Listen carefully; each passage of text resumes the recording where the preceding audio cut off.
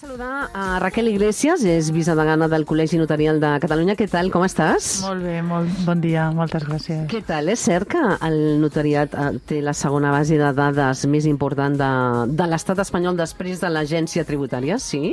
Sí, és cert. Tenim la segona base de dades i justament després de l'agència tributària portem 20 anys, potser, amb dades nodrint-se diàriament de l'activitat de tots els notaris, a totes les notaries, i és una base de dades molt important i amb moltes funcions i que agilitza moltes gestions i facilita molta informació important a l'administració i als ciutadans també. Això són moltes dades, I per tant també suposo que hi ha mineres per la ciberdelinqüència, no? Clar. Sí, és cridar una mica l'atenció, però tenim, afortunadament, l'acreditació de l'Esquema Nacional de Seguretat, que és el màxim nivell de seguretat. Només a l'àmbit de l'administració només la té la Direcció General de Policia, la Guàrdia Civil i la Seguretat Social, i nosaltres també, i no només en un procés, sinó en tots els processos, en totes les plataformes i en totes les comunicacions del nostre centre, i estem molt orgullosos i molt tranquils amb aquesta acreditació. I podem estar llavors tranquils pel que fa a la ciberseguretat, sí? Sí, nosaltres la veritat és que portem molts anys, 20 anys, quasi bé des que els visionaris, els notaris que van plantejar aquesta qüestió van començar amb aquest centre i aquestes qüestions tecnològiques perquè el notariat estigués a l'avantguàrdia d'aquesta matèria, i tenim la seguretat garantida per el que es diu la preservació del que es diu la triada de la seguretat de la informació, que consisteix en assegurar la integritat, la confidencialitat i la disponibilitat de la informació. La integritat mitjançant la signatura electrònica qualificada, i la confidencialitat també, que és molt important, que el protocol notarial, del que després suposo que en parlarem, implementa sistemes d'extrem a extrem, i així cada notari només accedeix al seu protocol. Això és molt important. Per tant, quantes dades? No sé si es pot saber, no? Aquesta base de dades, quanta gent estaria formada? Són 3.000 notaris a tot l'estat, i són 20.000 usuaris de la nostra seu, amb 1.100.000 tràmits telemàtics, 750.000 visites mensuals a les webs del centre tecnològic. Són milions de documents i de tràmits que es realitzen a la nostra seu anualment. Per tant, la ciberseguretat en la notaria, com dèiem, aquestes dades, no? És confidencial. Sí. I si es fa el tràmit per videoconferència, la seguretat, i com està garantida en aquest cas, no?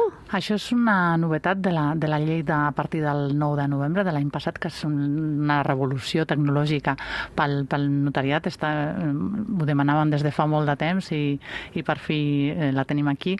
Sí que és veritat que està pensada ara per ara des de la prudència, o sigui, no tots els documents es poden atorgar mitjançant videoconferència. Està regulat, són documents fonamentalment els mercantils i unilaterals, però la seguretat evidentment està garantida amb aquests processos que garanteix la integritat del document i mitjançant la signatura electrònica. Però de moment som prudents, i la llei també és prudent, i no estan autoritzats tots els documents, sobretot quan hi ha consumidors, encara no és possible això. Què és la seu electrònica notarial, què em diries?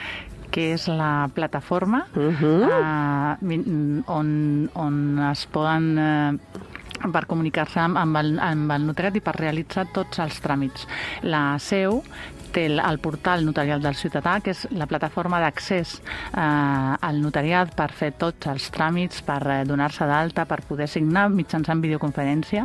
S'han d'acreditar prèviament, i és des d'on es realitzen els tràmits des dels despatxos notarials amb les administracions, i ara, per fi, també amb els ciutadans. Podem penjar les còpies electròniques i està a disposició del ciutadà la seva còpia electrònica de les seves escritura atorgada al despatx. Suposo que aquest centre deu estar gairebé protegit com la Casa Blanca, no? Sí, és una mica com de pel·lícula. Esteu convidats a anar-hi. La seu està a Sant Cugat i hi ha els ordinadors i els servidors estan protegits en reixes i tenen accés limitat. Només hi ha unes persones acreditades, es fan auditories bimensuals, o sigui, el nivell de seguretat és el més alt, que és una mostra del compromís que té el notariat per garantir aquesta seguretat, clar. És bàsic. Ha fallat mai el sistema? Tenim en compte que Espanya és el tercer país que pateix més ciberatacs després de Japó i Turquia, i a Catalunya hi ha hagut el 2022, em sembla que més de 4.000 ciberatacs. Afortunadament, el notariat mai ha tingut una esquerda en el seu sistema i estem tranquils a nivell de seguretat. I què passa, no?, si un notari o una notària detecta que és víctima d'un ciberatac o que ja intenta de robatoris de dades?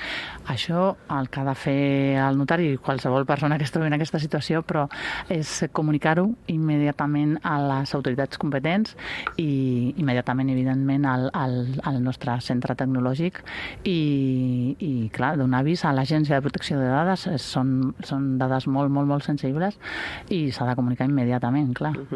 Molt bé. Doncs escolta, Raquel, ja anàvem tranquils al despatx, no? Però ara doncs, segur que sabrem, no?, també doncs, la importància, no?, de protegir les dades, no? Sí. I de tota la feina que hi ha al darrere i que moltes vegades no es veu, no? Sí. Molt bé, moltes gràcies. Moltíssimes gràcies a vosaltres.